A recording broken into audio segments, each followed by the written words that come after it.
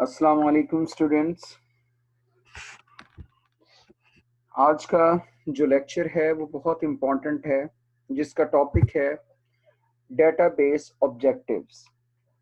इसका मतलब ये है कि डेटाबेस को बनाने का मकसद क्या है। मैंने अपने पहले लेक्चर्स में आपको बता दिया था कि डेटाबेस होता क्या है, लेकिन एक मर्तबा फिर उसको रिपीट कर रहा हूँ कि डेटाबेस क्या होता है। बेसिकली डेटाबेस में हम डाटा को लॉन्ग टाइम स्टोर करते हैं और फिर उसको अपनी डिमांड्स के मुताबिक एक्सेस करते हैं फॉर अ पर्पस। तो इस चीज़ को हम डेटाबेस बोलते हैं। अब इसके क्या मकासद हैं डेटाबेस को इस्तेमाल करने के? तो सबसे पहला जो इसका मकसद है वो डेटा इंटीग्रेशन।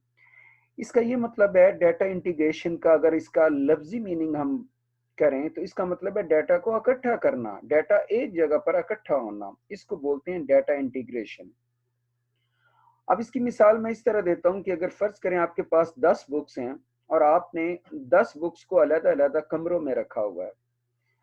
तो जब आपने पहली बुक पढ़नी है तो आप उसको पहले कमरे में तलाश करेंगे और जाके पढ़ेंगे, और अगर दूसरी बुक को आपने दूसरे कमरे में रखा हुआ है तो वो दूसरी बुक को पढ़ने के लिए दूसरे कमरे में आपको जाना पड़ेगा। तो क्यों ना ऐसा करें कि उन 10 बुक्स को हम एक ऐसी जगह पे रख लें जहां पे आपके लिए पढ़ना आसान हो। यानी आपको पहली बुक के लिए पहले कमरे में ना जाना पड़े, या पांचवी बुक को पढ़ने के लिए पांचवें कमरे में ना जाना पड़े। आप एक ही ऐसी लोकेशन पे चले जाओ जहां पर आप सारी बुक्स पढ़ सकते हो। यानी डाटा आपका एक जगह पे इकट्ठा हो और आप इजीली डाटा को एक्सेस कर सको और उसे रीड कर सको। तो इस पर्पस को बेसिकली हम डाटा इंटीग्रेशन करते कहते हैं। यानी डाटा एक जगह पे इकट्ठा होना चाहिए और आप उसको एक्सेस कर सकें लॉजिकली। अब जिस तरह मुख्तलिफ मतलब आपके बैंक्स हैं, अब बैंक्स का एक डाटा एक जगह ऐसी होती है जहां पर वो सबका डाटा एक जगह पे मौजूद इकट्ठा होता है। बेशक आप उस बैंक्स की जो ब्रांचेज हैं वो फिजिकली वो मुख्तलिफ जगहों पर हैं, लेकिन अगर उन्होंने उस डाटा को एक्सेस करना है तो कोई ना कोई एक ऐसी सेंट्रल जगह होती है जहां से वो उस डाटा को एक्सेस करते हैं। नॉर्मली ये हेड ऑफिसेज होते हैं जहां पर डेटाबेस पड़ी होती है, और वहां पे जो डाटा सबका इकट्ठा होता है वो सेंट्रली इकट्ठा होता है। यानी बाकी ब्रांचेस अगर कोई उससे डाटा एक्सेस करना चाहते हैं तो वो डाटा एक्सेस कर सकते हैं। अगर हम बाय बुक इसको देखें तो बुक, आपकी बुक में जो लिखा हुआ है वो ये लिखा हुआ है कि data in file system stored in separate files. इसमें कोई शक नहीं कि जो आपका डाटा है वो मुख्तलिफ फाइल में पड़ा हो सकता है और मुख्तलिफ फिजिकल लोकेशन पे भी आपका डाटा पड़ा हुआ होता है। So it is very difficult to access data stored in separate and independent files. ये हमारे लिए मुश्किल है कि हम मुख्तलिफ जगहों से डाटा एक्सेस करके पढ़ें। जैसा कि मैंने आपको वो बुक्स वाली और कमरों वाली मिसाल दी है, उस मामले में हमारे लिए ये मुश्किल होगा कि हम एक ही जगह पर बुक्स को पढ़ सकें। तो an important objective of database, फिर इस डेटाबेस का जो मकसद वो होता है कि हम इस प्रॉब्लम को सॉल्व करें। और इस प्रॉब्लम को सोल्यूशन ये है कि हम डाटा एक जगह पर हम सेंट्रली इकट्ठा कर लें और वहां से हम डाटा को एक्सेस कर लें। तो हो सकता है द डाटा इन डेटाबेस में be located at different computer physical, but it is connected through data communication link. In this way data appears centralized logically.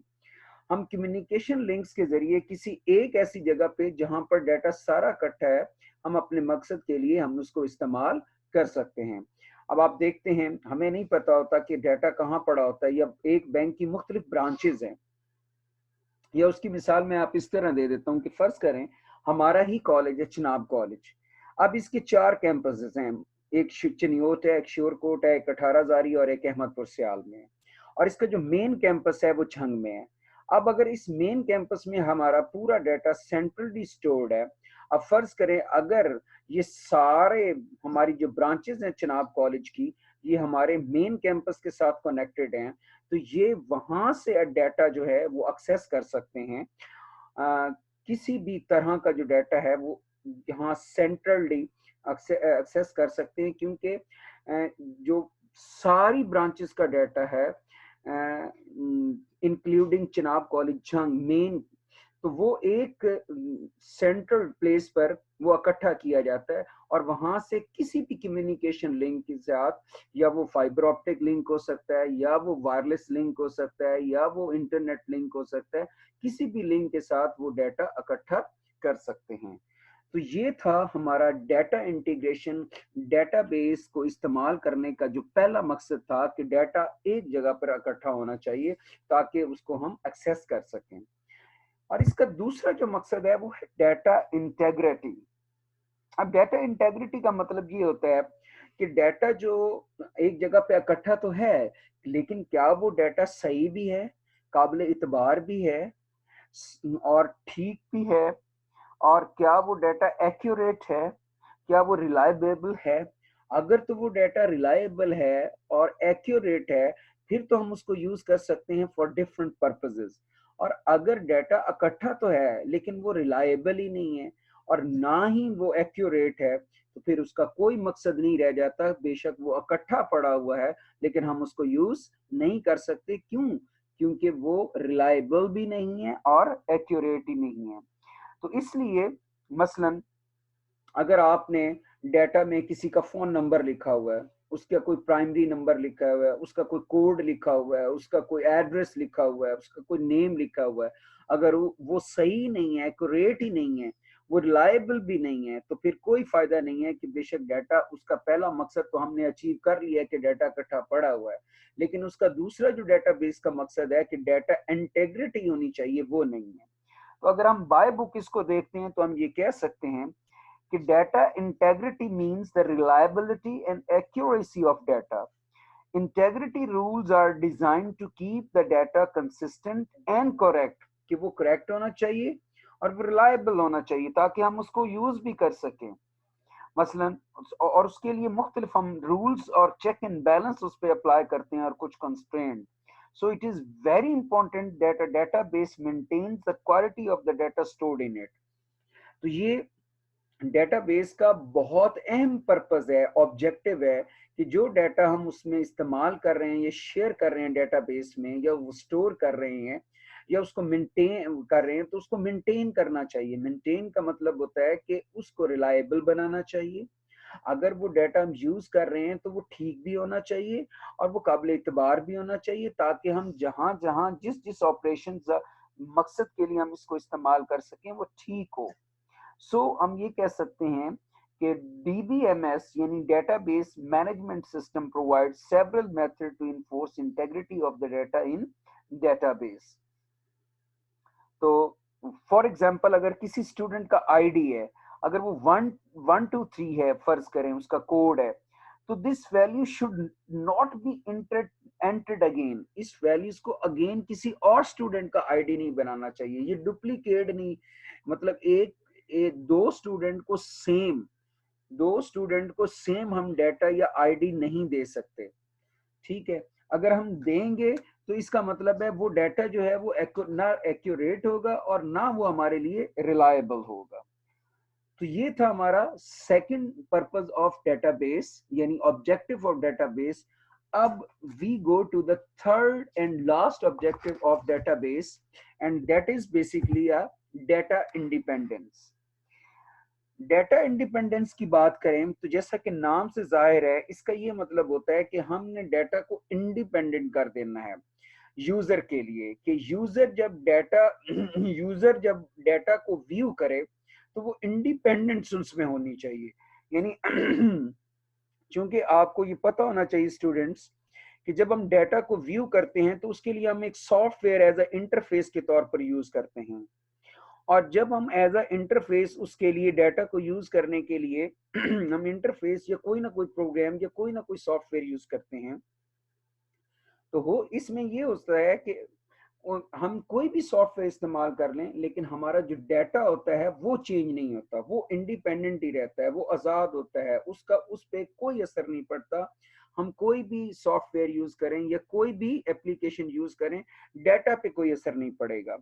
और इसकी एक मैं सबसे बेहतर एग्जांपल देता हूं कि फर्ज करें आजकल अगर आप फेसबुक यूज करते हैं तो आप देखते हैं कि जो फेसबुक होता है उसको अपडेट किया जाता है, उसके फीचर्स को अपडेट किया जाता है, आपको उसका इंटरफेस चेंज, कभी उसको चेंज वो कर देते हैं, उसके बहुत सारे फीचर्स को चेंज कर देते हैं, लेकिन कभी ये नहीं हुआ कि हमारा डाटा जो है वो चेंज हो जाए।